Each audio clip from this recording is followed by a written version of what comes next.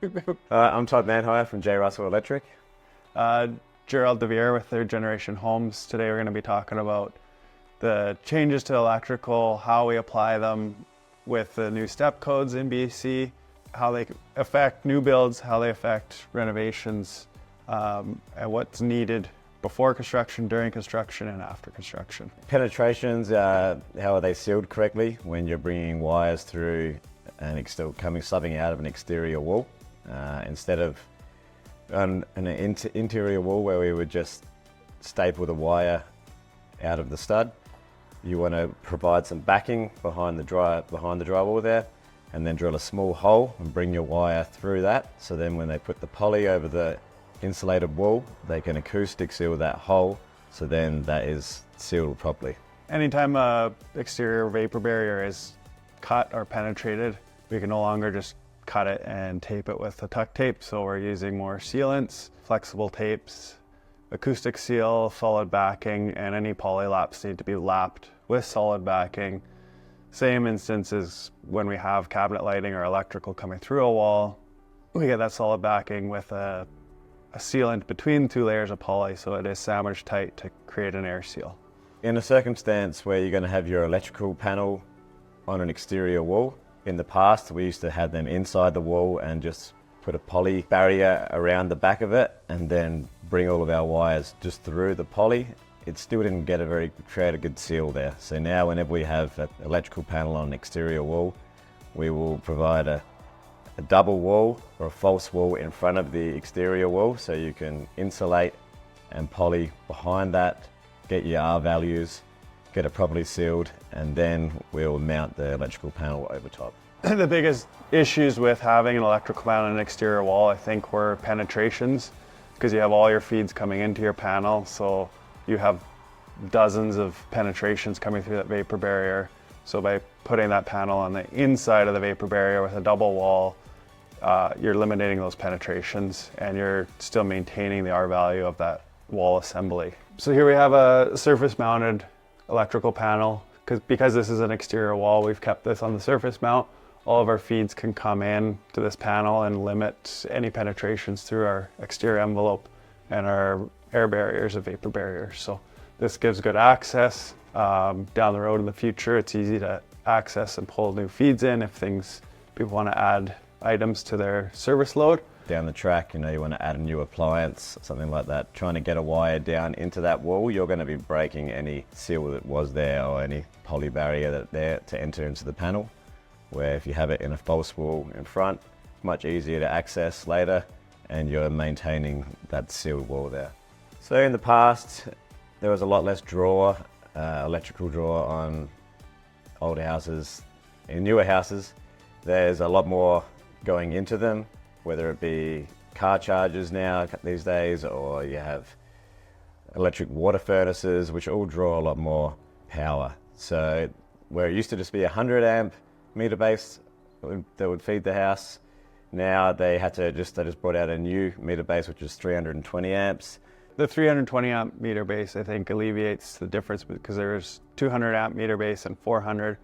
The 400 is a big jump, comes with a lot more cost. So the 320 is a good in-between, which allows just the capacity to power the car chargers, the boilers, the heat pumps, all these added systems that we're putting into the houses now that didn't exist in the past. Yeah. So yeah, and coming in with that territory, they also have to upgrade the grids these days. Obviously, the old neighbourhoods didn't require as much power as they do now, so that's also on the Fortis and Hydro side. They're also having to do a lot of upgrades.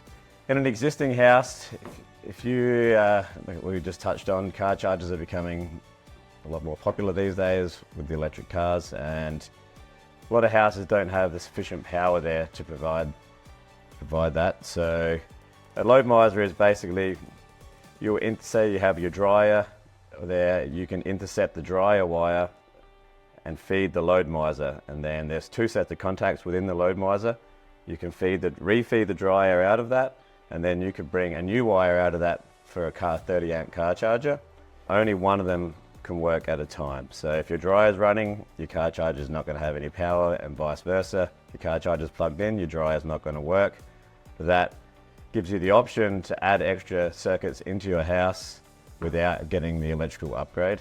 The pre-planning in electrical of houses now is there's a lot of load calcs that have to be ran prior to construction, prior to permits pulled. Before we apply for a service for a house, for a connection, we need to know how many car chargers people want. Do they want a heat pump? Are they going to run a combi electric boiler? If you're halfway through construction and then all of a sudden they decided they want a hot tub now, or the homeowner decides they're going to go with an electric cooktop instead of a gas range, all those things can change the load on a house. So we've only put in the requirements for a 200 amp service. Now you're going to need to go back, do some load calculations. You might need to do an upgrade to your service mid-construction or even after your house has just been completed. Majority of existing homes are 100, 125 amp services. So when we get into upgrades to these houses to bring them up to step code, to up to current code, adding a heat pump just puts them over the limit. So having to do a service upgrade on existing homes when we're going into a reno, it's costly and it requires a lot of planning before the fact that the project gets underway. A lot of that planning phases can take 3 to 6 months. It can cause delays if you get under construction and then now all of a sudden you want to upgrade the service, and it's just, it adds time, it adds costs. So the biggest thing is pre-planning, knowing what you're going to put into your house before you get into it. I think a big part of working with an electrician that we can collaborate with, what we can start the design with, knowing the targets of that home, where we want to go with it, is key to be planned out prior to. Knowing the assemblies of the wall assemblies, what kind of vapor barriers we're using, where is that vapor barrier, where is the air barrier, knowing where you have to use specific boxes, where you need to use poly boots for bags. Just essential to know what areas are going to require that vapor barrier. Planning out the electrical rough-in before the electrical rough-in starts is a key. Planning out drilling, where the holes are going to go for feeds, so that you're limiting the penetrations in a house. You want to minimize exterior penetrations as well as interior penetrations in exterior walls. And electrical is probably the biggest aspect of the house where you have penetrations interior, exterior of a house. So that's where it needs to be thought through, work together, collaborative. How can we get this ran to where it needs to go? During the rough-in phases of the project, ensuring that each step of the process is done correctly and it's followed to what the homeowner wants at the end of the day.